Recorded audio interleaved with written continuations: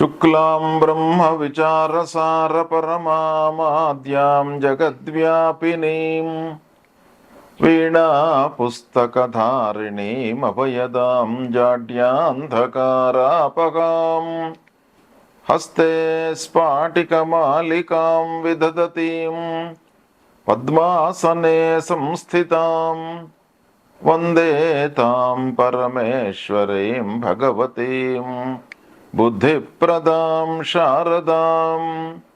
శ్రీ మహాగణాధిపతయే నమః. శ్రీ మహాసరస్వత్యై నమః. శ్రీ గురుభ్యో నమః. 2025 సంవత్సరము ఫిబ్రవరి మాసంలో కన్యారాశిలో జన్మించినటువంటి వారికి, అంటే కన్యారాశి జాతకులకు గోచార ఫలితాలు ఎలా ఉన్నాయో తెలుసుకుందాం. ముఖ్యంగా ఈ మాసంలో, ఫిబ్రవరి మాసంలో కన్యారాశి వారికి సూర్య భగవానుడు 12వ తారీఖు వరకు పంచమ స్థానంలో సంచరిస్తున్నాడు. తదనంతరం షష్టమ స్థానంలోకి ప్రవేశిస్తున్నాడు. షష్టమ స్థాన సంచారము అనుకూలంగా ఉంటుంది, పంచమ స్థానం యొక్క సంచారం ప్రతికూలంగా ఉంటుంది. ఇక కుజుడు దశమ స్థానంలో సంచరిస్తున్నాడు, ప్రతికూలంగా ఉన్నాడు. బుధుడు పంచమ షష్టమ స్థానాల్లో సంచరిస్తున్నాడు, అనుకూలంగా ఉన్నాడు. గురువు భాగ్యస్థానంలో సంచరిస్తున్నాడు, అనుకూలంగా ఉన్నాడు. శుక్రుడు సప్తమ స్థానంలో సంచరిస్తున్నాడు, ప్రతికూలంగా ఉన్నాడు. శనీశ్వరుడు షష్టమ స్థానంలో అనుకూలంగా సంచరిస్తున్నాడు. రాహు సప్తమ స్థానంలో సంచరిస్తున్నాడు, ప్రతికూలంగా ఉన్నాడు. కేతువు జన్మస్థానంలో సంచరిస్తున్నాడు, ప్రతికూలంగా ఉన్నాడు. ఈ విధంగా గ్రహాల యొక్క సంచారము ఉన్నది ఈ ఫిబ్రవరి మాసంలో. ముఖ్యంగా ప్రధానమైనటువంటి గ్రహాలు, గురువు భాగ్యస్థానంలో ఉన్నాడు, శనీశ్వరుడు 6వ స్థానంలో ఉన్నాడు. కన్యారాశి వారికి ఈ 2 గ్రహాల యొక్క అనుకూలత ఉంది ఈ ఫిబ్రవరి మాసంలో. ఇక రాహుకేతువుల యొక్క ప్రతికూలత మటుకు ఒక పక్కన ఉంది. ప్రధానమైనటువంటి గ్రహాలు 50% అనుకూలత ఉంది, 50% ప్రతికూలత ఉంది. ఇక మాసవారీ ఫలితాలపై ప్రభావాన్ని చూపించేటువంటి గ్రహాల యొక్క సంచారం చూసినట్టయితే బుధుడు అనుకూలంగా ఉన్నాడు, సూర్యుడు 50% అనుకూలంగా ఉన్నాడు, కుజుడు శుక్రుడు ప్రతికూలంగా ఉన్నారు. ఈ విధంగా మనం చూసినట్టయితే ఈ ఫిబ్రవరి మాసం లోపల అనుకూలత ఉన్నప్పటికీ ప్రత్యేకంగా ఈ మాసం లోపల కొన్ని విషయాలలో జాగ్రత్తలు తీసుకోవాలి. అంటే ఆదాయము వస్తుంది, ఆదాయం నిలకడగానే ఉంటుంది, రావాల్సినటువంటి డబ్బు వస్తుంది, చేతికి అందుతుంది. కానీ రాహుకేతువుల మూలకంగా కొంత ఖర్చు సంభవించేటువంటి అవకాశాలు ఉన్నాయి. అంటే రావడము పోవడం కూడాను జరుగుతుంది ఈ మాసం లోపల. ఇక పనుల విషయం లోపల మీకు కలిసి వస్తుంది, మంచి పేరు లభిస్తుంది. ఈ మాసం లోపల గౌరవ మర్యాదలకు ఇబ్బందులు లేవు. అనుకున్న పనులు మీకు అనుకున్నట్టుగా నెరవేరుతాయి. అదృష్టం బాగా కలిసి వస్తుంది ఈ మాసం లోపల. ఇక 3-4 వారాలలో సమయస్ఫూర్తితో కొన్ని నిర్ణయాలు తీసుకోవడం మట్టుకు అవసరము. లాభాలు ప్రయోజనకరంగా ఉంటాయి. పూర్వము ఉన్నటువంటి సమస్యలకు పరిష్కారం లభిస్తుంది. ఆస్తుల విషయంలో తగాదాలు దూరమవుతాయి. ఉద్యోగులు ఆఫీసులో సంతృప్తిగా పనులను నిర్వర్తించుకుంటారు. ఉద్యోగస్తులకు ఈ మాసం బాగా కలిసి వస్తుంది. తోటి ఉద్యోగస్తులతో కానివ్వండి, అధికారులతో కానివ్వండి, స్నేహభావంతో ఉంటారు. మీ పనితనానికి గుర్తింపు లభిస్తుంది. అధికారుల యొక్క మన్ననలను పొందుతారు ఈ మాసం లోపల. అంతవరకు మీకు బాగా ఉంటుంది. ఇంటి వాతావరణము కొంత మిశ్రమంగా ఉంటుంది. ఇంటి లోపల భార్య పిల్లలతో కొంత మనస్పర్ధలు, అనవసరమైనటువంటి వాగ్వివాదాలు తలెత్తేటువంటి అవకాశాలు ఉన్నాయి.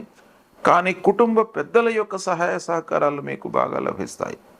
అంటే కుటుంబంలో తల్లిదండ్రుల యొక్క సహాయ సహకారాలు, వాళ్ళ సూచనలు, వాటిని మీరు అమలుపరచడము, ఈ విషయం ఆలోచించినట్టయితే మీకు బాగా ఉంది.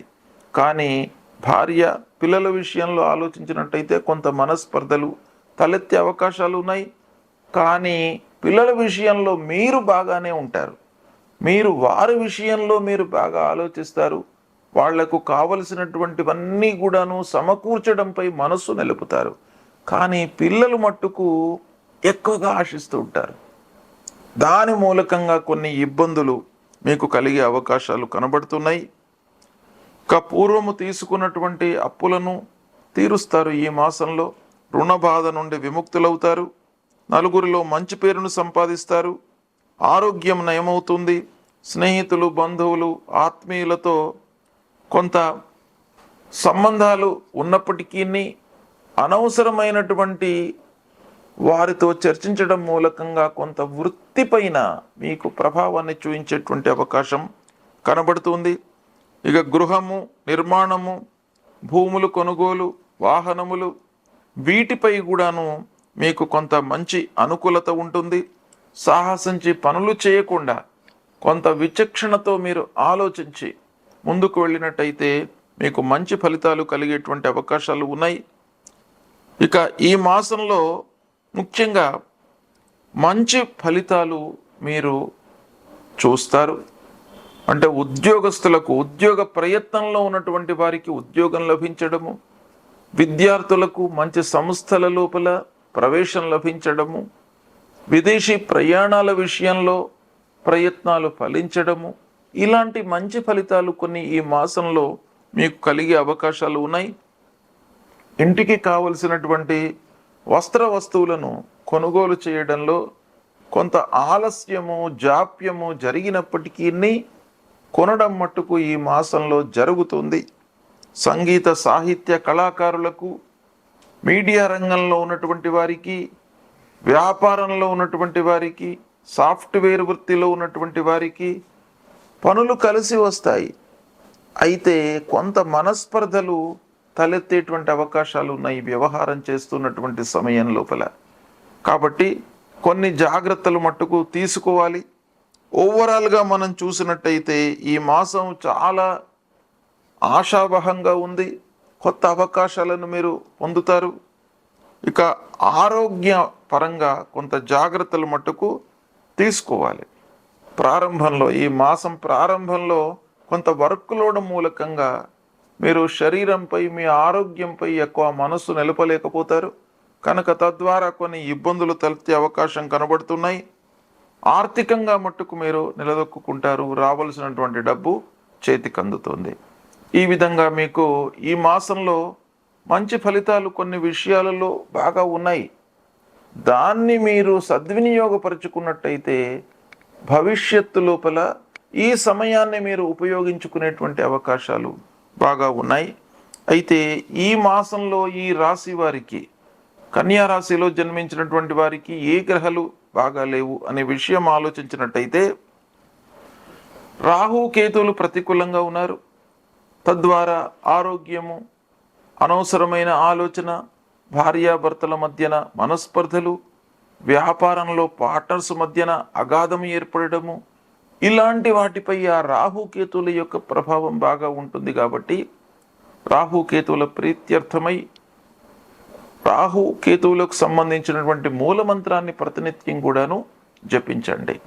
అర్ధకాయం మహావీర్యం చంద్రాదిత్య విమర్ధనం సింహికా గర్భ సంభూతం తం రాహుం ప్రణమామ్యహం అనేటువంటి ఈ మూలమంత్రాన్ని రాహు నిమిత్తమై ఫలాశ పుష్ప సంకాశం తారకా గ్రహమస్తకం రౌద్రం రుద్రాత్మకం ఘోరం తం కేతుం ప్రణమామ్యహం అనేటువంటి ఈ మూలమంత్రాన్ని కేతు నిమిత్తమై చదువుకోండి.